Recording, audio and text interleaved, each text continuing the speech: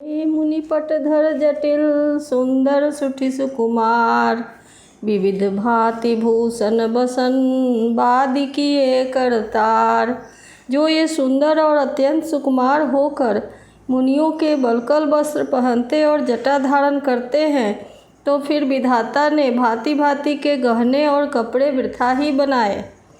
जो ये कंद मूल फल खाही, बादि सुधादि असन जग नाही। एक कहीं ये सहज सुहाए, आप प्रगट भय विधि न बनाए। जो ये कंद मूल फल खाते हैं तो जगत में अमृत आदि भोजन व्यर्थ ही है। कोई ये कहते हैं ये स्वभाव से ही सुंदर हैं, इनका सौंदर्य माधुर्य नित्य और स्वाभाविक है, ये अपने आप प्रकट हुए हैं, ब्रह्मा के बनाए नहीं हैं। जहाँ लगी वेद कही विधि करनी, श्रवण नयन मन गोचर बरनी। देखहु खोज भुवन दस चारी, कहाँ यस पुरुष कहाँ यसी नारी।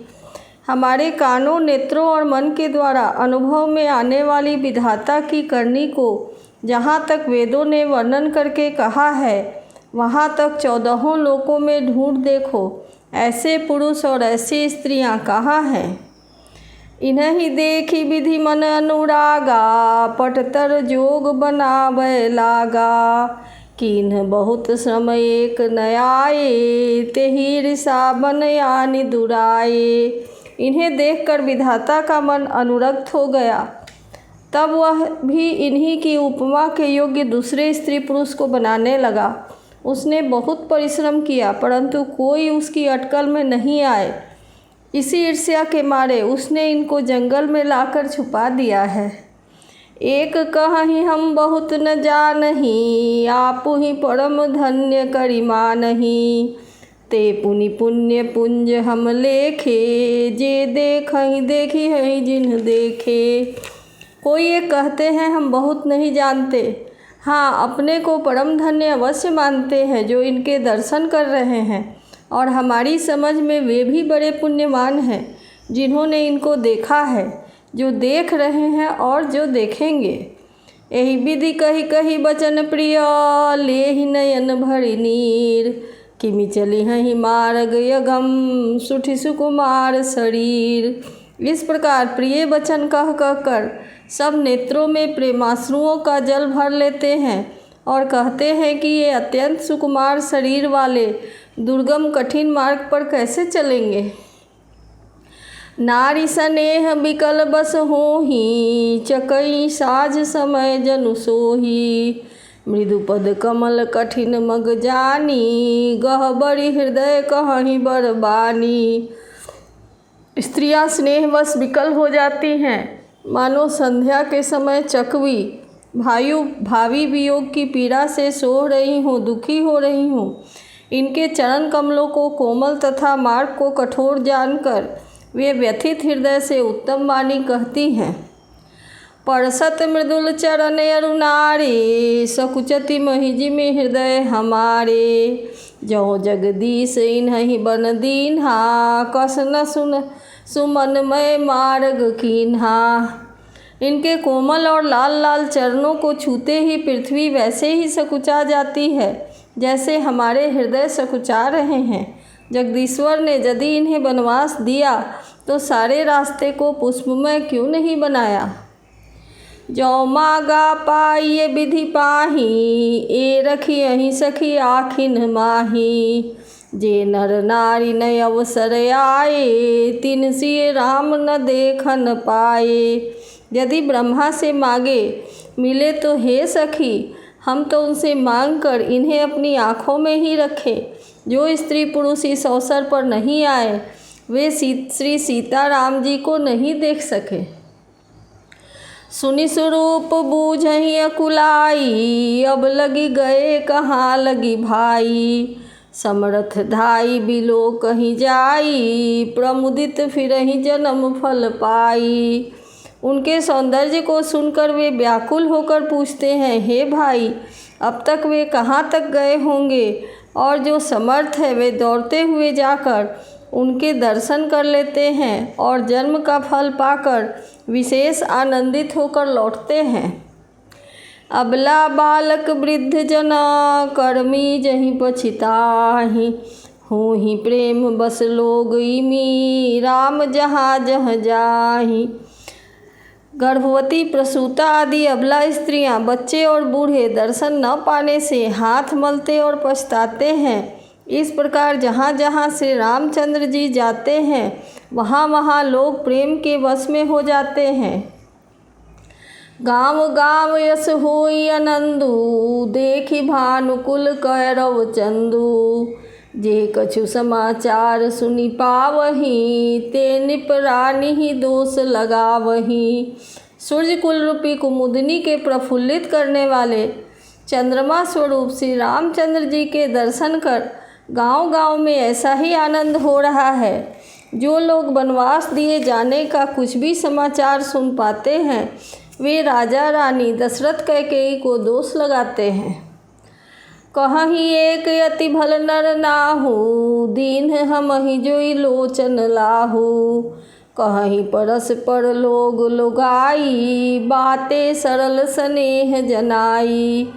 कोई एक कहते हैं कि राजा बहुत ही अच्छे हैं जिन्होंने हमें अपने नेत्रों का लाभ दिया। स्त्री पुरुष सभी आपस में सीधी स्नेह भरी सुंदर बातें कह रहे हैं। ते पितु मातु धन्य जिन्ह जाए, धन्य सुनगर जहाँ ते आए।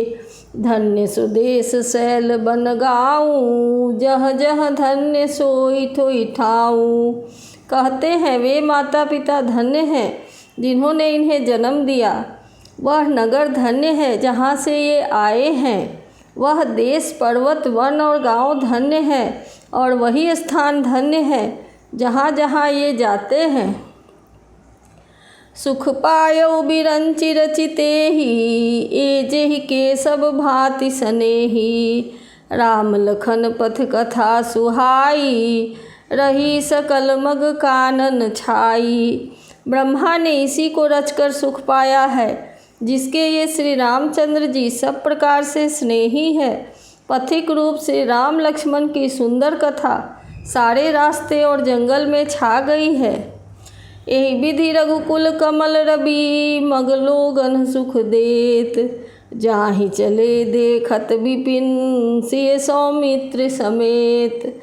रघुकुल रूपी कमल के खिलाने वाले सूर्य श्री रामचंद्र जी इस प्रकार मार्ग के लोगों को सुख देते हुए सीता जी और लक्ष्मण जी सहित वन को देखते हुए चले जा रहे हैं। आगे राम लखन बन पाछे, तापस बेस विराजत काछे। उभय बीच सिय सोहति कैसी, ब्रह्म जीव बिच माया जैसी। आगे श्री राम जी हैं, पीछे लक्ष्मण जी सुशोभित हैं। तपस्वियों के वेश बनाए दोनों बड़ी ही शोभा पा रहे हैं। दोनों के बीच में सीता जी कैसी सुशोभित हो रही हैं जैसे ब्रह्म और जीव के बीच में माया। बहुरी कहूँ छवि जस बन कहई, जनु मधु मदन मध्य रति लसई। उपमा बहुरी कहूँ जिए जोही, जनु बुध विधु बिच रोहिणी सोही। फिर जैसी छवि मेरे मन में बस रही है उसको कहता हूँ। मानो बसंत ऋतु और कामदेव के बीच में रति शोभित हो। फिर अपने हृदय में खोज कर उपमा कहता हूँ कि मानो चंद्रमा के पुत्र बुध और चंद्रमा के बीच में रोहिणी चंद्रमा की स्त्री सो रही हो। प्रभुपद रेख बीच बिच सीता, धरती चरण मग चलती सभीता। सिय राम पद अंक बढ़ाए, लखन चलहि मग दाहिन लाए। प्रभु श्री रामचंद्र जी जमीन पर अंकित होने वाले दोनों चरण चिन्हों के बीच बीच में पैर रखती हुई सीता जी कहीं भगवान के चरण चिन्हों पर पैर न टिक जाए इस बात से डरती हुई मार्ग में चल रही हैं। और लक्ष्मण जी मर्यादा की रक्षा के लिए सीता जी और श्री रामचंद्र जी दोनों के चरण चिन्हों को बचाते हुए उन्हें दाहिनी रखकर रास्ता चल रहे हैं। राम लखन सिय प्रीति सुहाई, बचन अगोचर किमि कहि जाई। खग मृग मगन देखी छवि होही, लिए चेरि चित राम बटोही। श्री राम जी, लक्ष्मण जी और सीता जी की सुंदर प्रीति वाणी का विषय नहीं है, अर्थात अनिवर्चनीय है, अतः यह कैसे कही जा सकती है। पक्षी और पशु भी उस छवि को देखकर प्रेमानंद में मग्न हो जाते हैं। पथिक रूप श्री रामचंद्र जी ने उनके भी चित्त चुरा लिए हैं। जिन जिन देखे पथिक प्रिय, सिय समेत दो भाई। भव मग अगम आनंद तेई, बिनु श्रम रहे सिराई। प्यारे पथिक, सीता जी सहित दोनों भाइयों को जिन जिन लोगों ने देखा, उन्होंने भव का अगम मार्ग, जन्म मृत्यु रूपी संसार में भटकने का भयानक मार्ग बिना ही परिश्रम आनंद के साथ तय कर लिया, अर्थात वे आवागमन के चक्र से सहज ही छूटकर मुक्त